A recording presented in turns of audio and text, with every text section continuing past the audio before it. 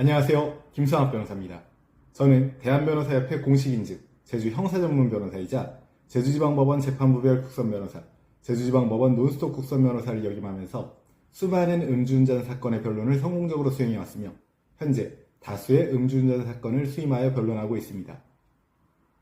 음주운전 사건 스페셜리스트로서 오늘은 음주운전 면허구제 규정 및 절차에 대해서 설명드리겠습니다. 음주운전으로 인한 운전면허 취소는 도로교통법에 근거한 행정처분으로 교통안전을 확보하고 음주운전으로 인한 사고를 예방하기 위한 제도입니다.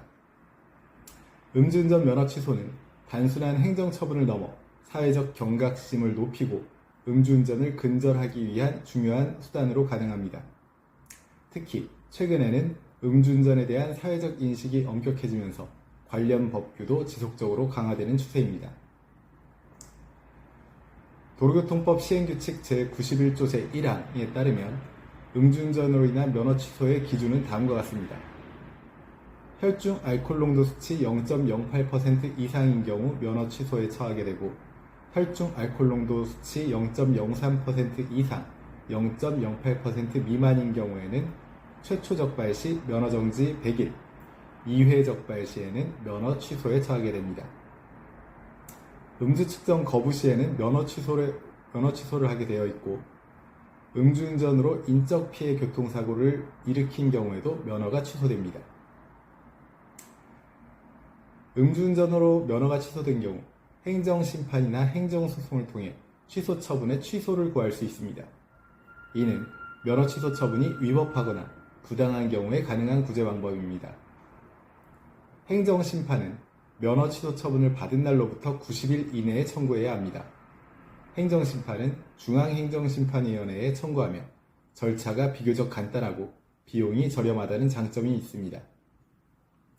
행정심판에서 주로 다투는 사항은 다음과 같습니다. 음주 측정 절차의 적법성, 음주 측정기의 정확성, 행정처분의 비례원칙 위반 여부, 그리고 생계형 운전자에 대한 가혹성 등을 다루게 됩니다.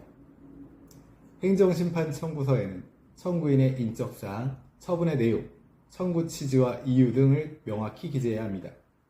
또한 면허 취소 처분서 사본, 음주 측정 결과지, 기타 주장을 뒷받침할 만한 증거자료를 첨부하는 것이 유리합니다.